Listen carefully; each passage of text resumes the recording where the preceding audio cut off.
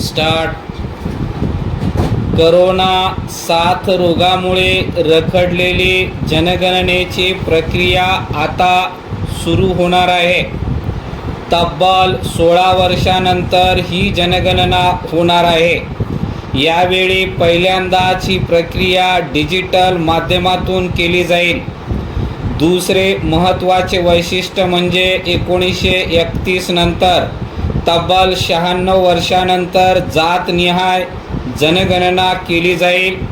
या जनगणनेच्या आकडेवारीच्या आधारेच लोकसभा आणि विधानसभा मतदारसंघाची संख्या वाढणार आहे. 2029च्या सार्वत्रिक निवडणुकांपासून लोकसभा आणि विधानसभामध्ये महिलांना 33% आरक्षण लागू करण्याचा कायदा करण्यात आला आहे.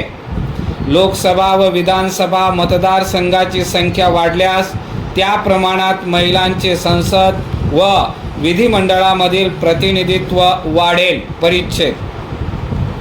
यापूर्वी 1931 मध्ये ब्रिटिश राजवटीत जातनिहाय जनगणना झालेली होती.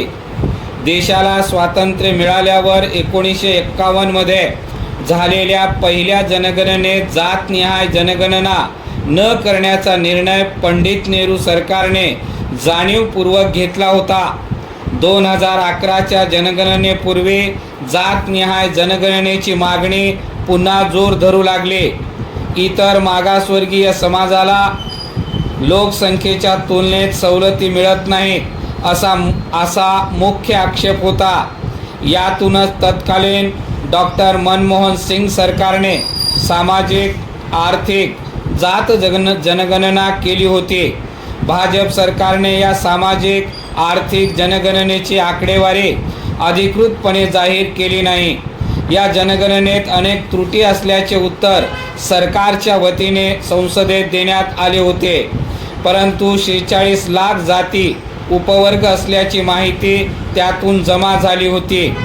इंदिरा सहानी विरुद्ध भारत सरकार या खटल्यात आरक्षणासाठी 50% मर्यादा सर्वोच्च न्यायालयाने निश्चित केली आहे.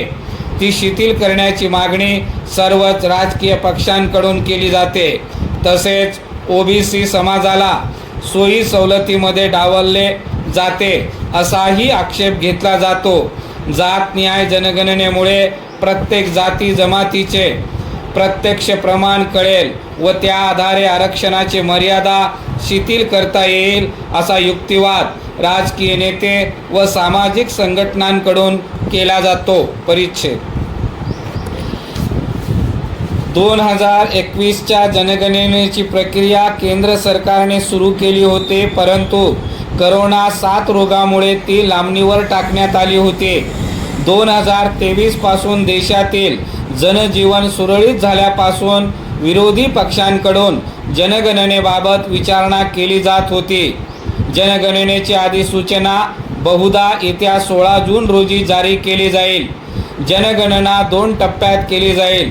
पुढील वर्षी एप्रिल ते सप्टेंबर 2026 या काळात घरांची नोंदणी केली जाईल.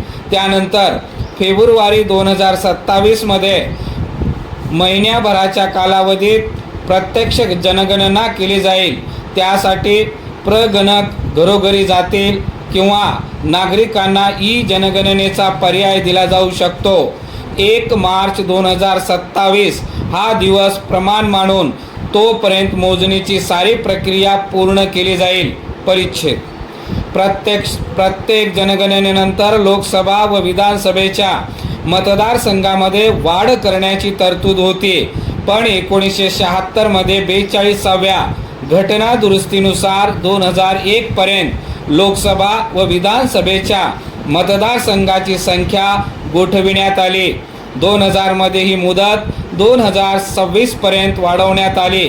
परिणामी 1971 मध्ये देशाची लोकसंख्या 54 कोटी असताना मतदारसंघाची संख्या निश्चित करण्यात आली. त्यानुसारच लोकसभा व विधानसभेच्या मतदारसंघांची संख्या कायम आहे.